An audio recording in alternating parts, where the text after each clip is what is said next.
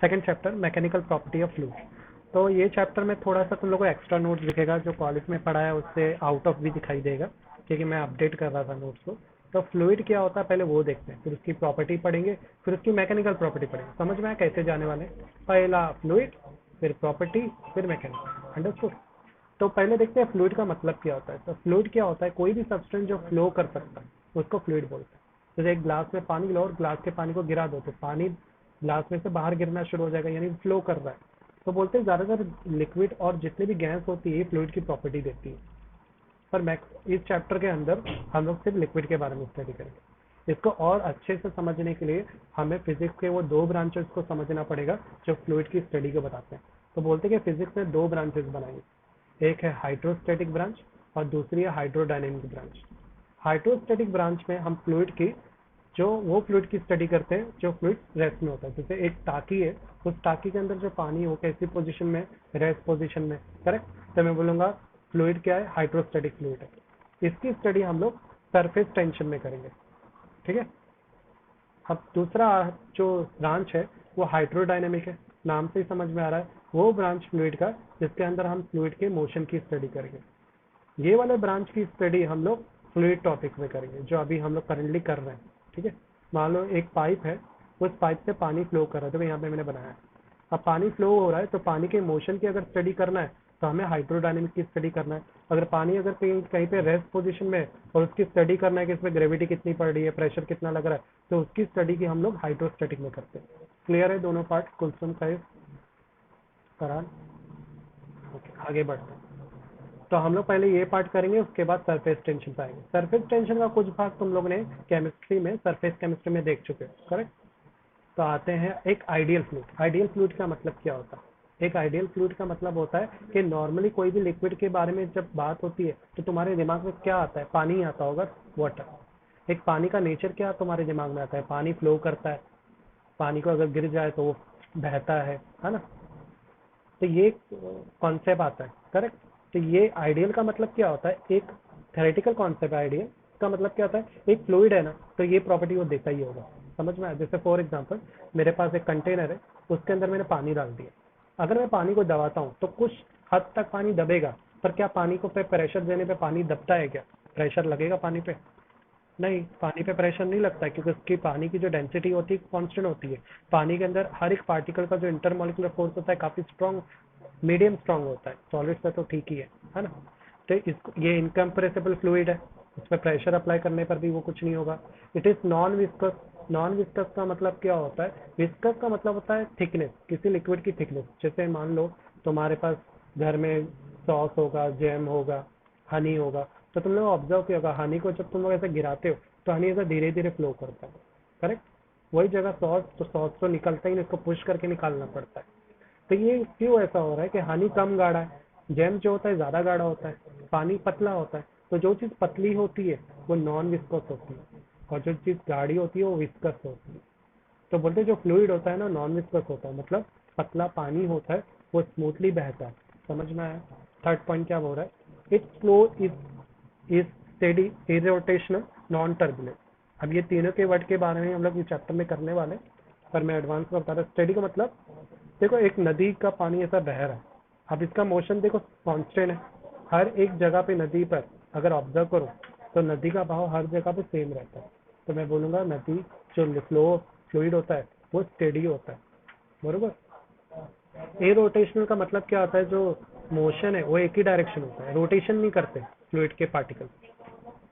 Non turbulence मतलब, non turbulence का मतलब मैं आगे बता दूंगा, क्योंकि मुझे अभी याद नहीं आया, आगे इसी के बारे में और डिटेल में पढ़ लेंगे। अब आते हैं प्रॉपर्टी ऑफ फ्लूइड पर। ये तो आइडियल फ्लूइड है। प्रॉपर्टी ऑफ फ्लूइड क्या होती है? कि फ्लूइड फ्लो करता है, ये तो हमें पता ही है। दूसरा, they do not have fix shape. कोई फ्लूइड का फिक्स शेप होता है क्या? They take shape of the container in which they are store. पानी तो कोई भी चीज में जाएंगे तो उस शेप लेंगे, ग्लास में डालेंगे तो ग्लास का शेप ले लेंगे, टाकी या बाल्टी में डालेंगे तो बाल्टी का शेप ले लेंगे। Third, they do not oppose deformation like solid. Deformation का मतलब होता है चेंज इन शेप और साइज। जो लिक्विड होता है वो अपोज नहीं करता है डिफॉर्मेशन में। जैसे सॉलिड की बात करूं तो मान लेते हैं ये एक सॉलिड पार्टिकल, एक बॉक्स है। इस बॉक्स पे अगर मैं बैठ जाता हूँ, मान लो मैं एक काम करता हूँ, मैं फरहान को बोलता हूँ फरहान तुम बैठ जाओ, इस पे बैठने में क्या फर्क, इसका शेप चेंज होगा क्या? अगर ये सॉलिड पार्टिकल तो नहीं होगा, ठीक है। पर उसी जगह पे मैं क्या करता हूँ, इस मान लो ये लकड़ी का बॉक्स है, अंदर मैंने पानी भरा है और एक साइड की वॉल को मैं खोल देता हूँ। जैसे ही उस वॉल को खोलूंगा, इसका जो पानी वो पूरा बहना शुरू हो जाएगा।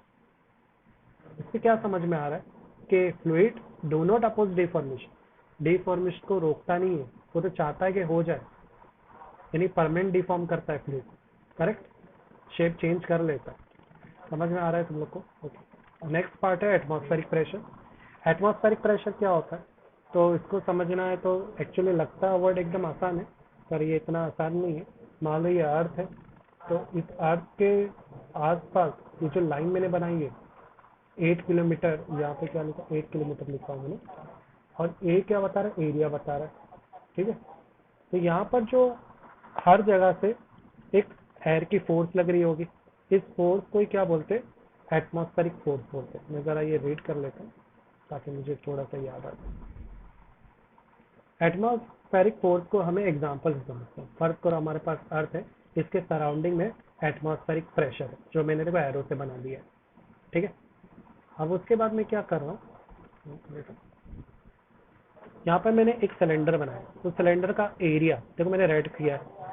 मान लो ये जो सिलेंडर है आर्टिफिशियल सिलेंडर है, क्योंकि मुझे ना एयर पार्टिकल को समझना है। तो अगर एयर पार्टिकल का वेट समझना है तो मुझे एक पर्टिकुलर एरिया लेना पड़ेगा, ताकि मैं उस एरिया की स्टडी करके पूरे एयर पार्टिकल की स्टडी कर पाऊँ। तो मान लेते एक आर्टिफिशियल सिलेंडर है, जिसके एयर पार्टिकल का एरिया ए है, करेक्ट। तो अब जारी बात है, इस एयर पार्टिकल पर एक डाउनवर्ड फोर्स लगी रही होगी। ये एयर पार्टिकल क्या कर रहे हैं, देखो डाउनवर्ड फोर्स लगा रहे हैं। तो ये जो डाउनवर्ड फोर्स है वो कितनी लगी, वो किस पर निर्भर करती है, एयर पार्टिकल के वेट पर, करेक्ट। तो यहाँ से हम लोग एक चीज समझ में आ रही है कि हर एक हवा के पार्टिकल का, फिजा के पार्टिकल का वजन होता है।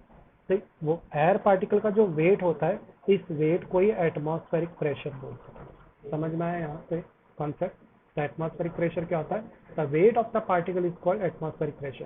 तो यहाँ पे एक नई जानकारी थी तुम्हारे लिए। तो एटमॉस्फेरिक प्रेशर अगर निकालना तो मैं प्रेशर का ही फॉर्मूला यूज करूंगा, जो कि क्या है, फोर्स अपॉन एरिया। यहाँ पर जो फोर्स है वो कौन लगा रहा है, एयर पार्टिकल। फोर्स लगाने का तरीका कैसा है, उनके पार्टिकल का वेट है, तो मैं यहाँ पे डब्ल्यू ले लूंगा। तो यहाँ पे फोर्स क्या है, वेट है, जितना ज्यादा फोर्स यानी उतना ज्यादा वेट, जितना ज्यादा वजन पार्टिकल का उतना ज्यादा वेट लगेगा, उतना एरिया कम होता जाएगा। अब यहाँ पे साइंटिस्ट लोगों ने ऑलरेडी कैलकुलेट कर लिया है हमारा एटमॉस्फेरिक प्रेशर का वेट कितना है, 1.013 इंटू 10⁵। हाँ ये फिक्स है, ये साइंटिस्ट लोगों ने ऑलरेडी कैलकुलेट कर लिया। अब यहाँ पे साइंटिस्ट क्या बोल रहे हैं कि अगर आप अर्थ से हाइट पे जाते हो तो वहां पे जो एटमॉस्फेरिक प्रेशर का जो वजन है वो कम होता जाता है, प्रेशर कम हो जाता है। और अगर जब आप हाइट पे जाते हो तो प्रेशर के साथ साथ डेंसिटी भी कम होती जाती है, पार्टिकल की डेंसिटी। क्योंकि सबसे ज्यादा एयर पार्टिकल कहाँ पे रहेंगे, जमीन पर रहेंगे, जहाँ पर अभी हम हैं। पर आप जैसे जैसे पहाड़ पे जाओगे, तुमने देखा जो लोग माउंटेन एवरेस्ट में जाते हैं उनको ब्रीथिंग इशू आ जाता है, नाक से खून निकलने लगता है। तो ये सब क्यों हो रहा है, क्योंकि एयर कम हो जाता है। एयर का प्रेशर लो होने की वजह से अब उनके बॉडी के अंदर का एयर का प्रेशर ज्यादा रहता है, बाहर का प्रेशर कम, तो दबाव फील होता है, जिसकी वजह से ब्लड बाहर आ जाता है। इसको एक एग्जांपल समझते हैं। मान लो मेरे पास एक प्लास्टिक की बॉटल है, और जारी बात है प्लास्टिक की बॉटल पे हर जगह से एयर प्रेशर इक्वली लग रहा होगा, कुछ एयर प्रेशर तो अंदर भी होगा। अब मैं क्या करता हूँ, एक मशीन के जरिए सक करके सारी हवा बाहर निकाल देता हूँ, ठीक है। अगर मैं पूरी हवा बाहर निकालता तो अंदर वैक्यूम क्रिएट होगा। अब जारी बात, अंदर प्रेशर क्या कर दिया मैंने, लो, तो बाहर का प्रेशर ज्यादा हो गया। अब जारी बात है क्या होगा, बाहर का प्रेशर ज्यादा होने की वजह से वो क्या करेगा, प्लास्टिक का साथ चुड़मुड़ा देगा। अब समझ में आया, कोई प्लास्टिक टूब चपटी की हो जाती है क्योंकि अंदर का प्रेशर कम हो जाता है, बाहर का प्रेशर ज्यादा। समझ में आया? तो आई होप तुम लोग को यहाँ पे काफी अच्छी जानकारी मिलेगी। एक बेसिक जानकारी थी, पर तुम लोग को लगा होगा कि हाँ कुछ यूनिक था। तो ये थोड़े यूनिक कॉन्सेप्ट है, बेसिक है, इसलिए डाउट आते हैं। अब आते हैं वैक्यूम पे। वैक्यूम क्या होता है, हम लोग कुछ एग्जांपल मैंने यहाँ पे भी दिया है, मैं नहीं समझा रहा हूँ, समझ में गया आ गया होगा तुम लोग। वैक्यूम क्या होगा, तो वैक्यूम की मैंने स्पेलिंग करेक्ट की है यहाँ पे।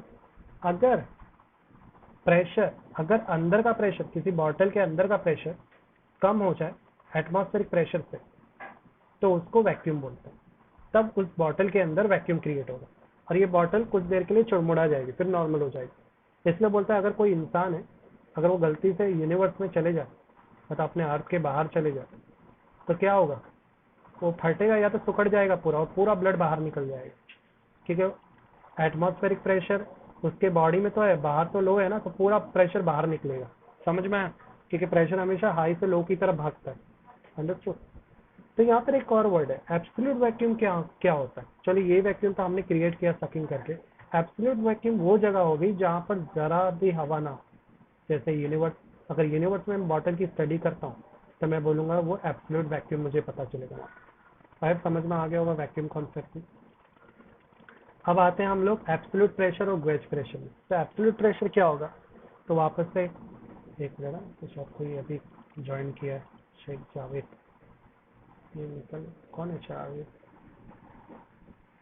कुलसुम। अरे कुलसुम, आवाज आ रही कुलसुम? अरे किधर चले गए थे तुम अचानक? अच्छा अच्छा अच्छा, ठीक है, कोई बात नहीं। ठीक है, अब आते हैं एब्सोल्यूट प्रेशर और गेज प्रेशर में। पहले देखते हैं एब्सोल्यूट प्रेशर।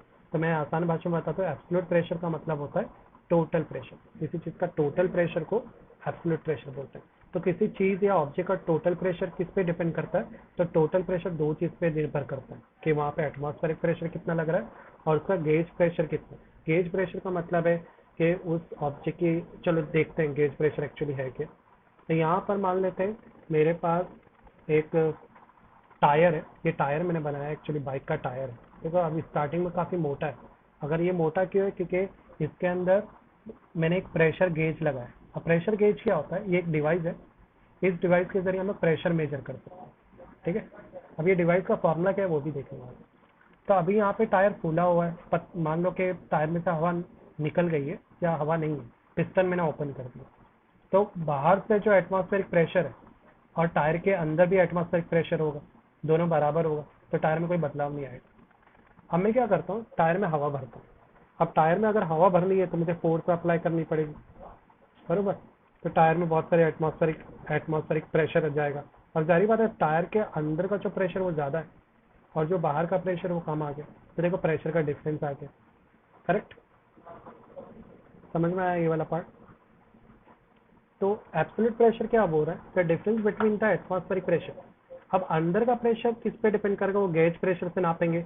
तो हो गया ना, एटमॉस्फेरिक प्रेशर और addition of gauge pressure is called absolute pressure. तो देखो फॉर्मूला तो समझ में आ गया। अब एटमॉस्फेरिक प्रेशर का हम लोग पी नॉट सिंबल से रिप्रेजेंट करेंगे। और गेज प्रेशर क्या होगा? तो गेज प्रेशर निर्भर करता है कि इस टायर की हाइट कितनी है। ठीक है, तो ये इसका एरिया हो गया, और यहाँ से लेके यहाँ तक कहीं पर्टिकुलर जगह तक की इसकी हाइट, हर जगह की ऐसा हाइट निकाल सकते हैं। उसकी हाइट और उसकी डेंसिटी कितनी है, मतलब इसमें कितनी हवा आ सकती है। तो गेज प्रेशर एक्चुअली क्या मेजर करता है कि टायर की हवा कितना हाइट है टायर की, दूसरा उसकी डेंसिटी कितनी, मतलब कितनी सा हवा अंबा सकती है, और दूसरा ग्रेविटी इस पर कितना इफेक्ट देगी, उसको बोलते हैं गेज प्रेशर। तो रो जी एच एक्चुअली क्या है? Gauge pressure. अब ये रो जी एच आया कैसे? तो इस पर एक अलग से डेरिवेशन करने वाला। तो अगर कोई पूछता है सर बताओ गेज प्रेशर क्या है, तो तुम आसान भाषा में ये भी बोल सकते हैं that difference between two pressure is called gauge pressure, and it is a measuring device in which we are measuring the pressure of the gauge. Okay, हम किसी फ्लूइड का भी गेज प्रेशर निकाल सकते हैं। तो पहले देखते हैं कि किसी लिक्विड में प्रेशर का डिफरेंस आता है क्या? तो हाँ आता है। तो मान लेते एक लिक्विड है, लिक्विड के ऊपर से उसको एटमॉस्फेरिक प्रेशर लगता ही रहेगा। और मान लो एक पर्टिकुलर एक लिक्विड पार्टिकल ले लेते हैं पी, सरफेस से लेकर एटमॉस्फेरिक सरफेस वहां तक का जो हिस्सा है वो उसकी हाइट हुई। अब जारी बात है ऊपर का जो एटमॉस्फेरिक प्रेशर है वो और अंदर का जो प्रेशर है कौन ज्यादा रहेगा? ऊपर का प्रेशर ज्यादा रहेगा या लिक्विड के अंदर का प्रेशर ज्यादा रहेगा? तो जारी बात लिक्विड के अंदर का प्रेशर ज्यादा रहेगा और हवा का प्रेशर कम होता है। करेक्ट? तो यहाँ पर प्रेशर का डिफरेंस आया, प्रेशर का डिफरेंस आया तो हम लोग क्या बोलेंगे? Gauge pressure. समझ में आया? तो ये वाला जो पार्ट था ये नया था, ये पार्ट मैंने एक्चुअली कॉलेज में नहीं टीच किया। अब फ्लूइड के बारे में हम लोग ऑलरेडी पढ़ चुके हैं, प्रॉपर्टी का अलग से मैंने नोट्स बना दिया। प्रेशर का फॉर्मूला क्या होता है? Pressure is equal to force upon area. Right? इसका एक और फॉर्मूला है थ्रस्ट अपॉन एरिया भी बोलते हैं। तो थ्रस्ट का मतलब होता है परपेंडिकुलर फोर्स। परपेंडिकुलर फोर्स, हम किसी भी चीज़ पे जब फोर्स लगाते हैं तो वो चीज़ के एरिया के परपेंडिकुलर होती है। ठीक है, प्रेशर स्केलर होती है, उसका कोई डायरेक्शन नहीं होता है, और आइसोट्रोपिक प्रॉपर्टी देती है प्रेशर। आइसोट्रोपिक का मतलब क्या है? किसी एक पॉइंट पे जब प्रेशर लगता है तो चारों डायरेक्शन से इक्वली लगता है। समझ में आया ये पार्ट? ऐसा यूनिट क्या रहेगी प्रेशर की? न्यूटन मीटर स्क्वायर या पास्कल। सीजीएस यूनिट है डाइन पर सेंटीमीटर अब हम लोग एक्सप्रेशन देखते हैं और यहाँ पे expression for a pressure exerted by liquid, किसी लिक्विड कंटेनर में कोई प्रेशर कितना लग रहा है वो स्टडी करना है। तो मान लेते हैं एक लिक्विड कंटेनर जिसमें पानी यहाँ तक पड़ा है, तो यहाँ से लेकर यहाँ तक की जो हाइट है उसको मैं एच बोल दूंगा, करेक्ट। अब जाहिर बात है लिक्विड की सरफेस पर भी एक फोर्स लग रहा होगा, वो नॉर्मल फोर्स क्या है, एटमॉस्फेरिक प्रेशर का ही है। तो एटमॉस्फेरिक प्रेशर को मैं P0 से रिप्रेजेंट कर रहा हूँ, बरोबर। एक और फोर्स है जो इसको वर्टिकली डाउनवर्ड घसीट रहा है, वो किसका फोर्स है, ग्रेविटी का है। वो ग्रेविटी का फोर्स बढ़ेगा अगर इसका मास बढ़ेगा, करेक्ट। अब ये पूरा डायग्राम समझ में आ गया होगा, कुल समझाइए। तो यहाँ पे जरा ध्यान दो, यहाँ पर जो नॉर्मल फोर्स है, जो एटमॉस्फेरिक की फोर्स है, टोटल नॉर्मल फोर्स, वो बराबर है ग्रेविटी की फोर्स के। ग्रेविटी फोर्स यहाँ पे क्या है, weight in the liquid column, ये वेट ही डिसाइड करेगा ना ग्रेविटी, तो weight in the liquid column बोल सकता हूँ। और टोटल नॉर्मल फोर्स को मैंने एफ से रिप्रेजेंट किया, weight of the liquid column को एम जी से। अब हम लोग एम की वैल्यू निकालते हैं, तो उसके लिए डेंसिटी के फॉर्मूले पे आ जाओ। डेंसिटी क्या होता है, मास अपन वॉल्यूम। आप वॉल्यूम को लेफ्ट साइड ले लो, तो मास क्या हो जाएगा, density into volume. But volume क्या होता है, वॉल्यूम होता है एरिया इंटू हाइट, बरोबर। तो ये हो जाएगा रो एरिया इंटू हाइट। तो मैं क्या करूँगा, मास की जगह पर एरिया, हाइट और रो पुट कर दूंगा, समझ में आया। जी तो पहले से ही था। तो ये मिला मुझे फोर्स, फोर्स इक्वल टू ए, पर मुझे तो प्रेशर निकालना है, तो प्रेशर का फॉर्मूला क्या है, pressure is equal to force upon area. Force मैंने अभी निकाला, पुट कर दो, तो एरिया और एरिया कट गया। तो यहाँ से पता चला कि प्रेशर एक्चुअली एरिया पे नहीं बल्कि हाइट, डेंसिटी और कितना कोई चीज़ उसको पुल कर रही है उस पर निर्भर करता है। तो ये फॉर्मूला याद है, मैंने पहले बताया था, यहाँ पे हमने इसको प्रूव कर दिया। तो यहाँ से हमें क्या पता चला कि क्या क्या चीज़ का इफेक्ट पड़ता है किसी प्रेशर पे, हाइट का, डेंसिटी का और ग्रेविटी का। क्लियर। अब दूसरा, मान लो कि यहाँ पे एटमॉस्फेरिक प्रेशर भी बढ़ रहा है, ये तो सिर्फ इसके बेस पे बना फॉर्मूला, एग्जैक्ट कितना प्रेशर, मान लो एटमॉस्फेरिक प्रेशर भी अफेक्ट कर रहा है, तो इसी फॉर्मूले में पी नॉट भी ऐड कर देना। अब ये फॉर्मूला कैसा है तो उसका अलग डेरिवेशन में बताऊंगा। अब यहाँ पर मैं क्या बता रहा हूँ कि एच रो जी एक्चुअली क्या है, गेज प्रेशर है। और गेज प्रेशर का डेफिनेशन क्या है, is a measuring device the difference between two pressure is called gauge pressure. समझ में आया तुम लोग यहाँ तक, आगे बढ़ जाए। कुल सम साइज क्लियर है, ये तो ऑलरेडी मैं पढ़ा चुका हूँ ना कॉलेज वाले को। अब पास्कल लॉ क्या बोलता है, तो पास्कल लॉ पे हम लोग स्टॉप करते हैं और मैं ज़रा इस चैप्टर का टेक्स्ट बुक देख लेता हूँ। हमें यहाँ पे स्टॉप करते हैं, टेक्स्ट बुक में देखते हैं इससे रिलेटेड कितने क्वेश्चन हैं। चार। देखो टेक्स्ट बुक की हालत देखो कितना छोटा दिख रहा है, ये आपको की टेक्स्ट बुक है।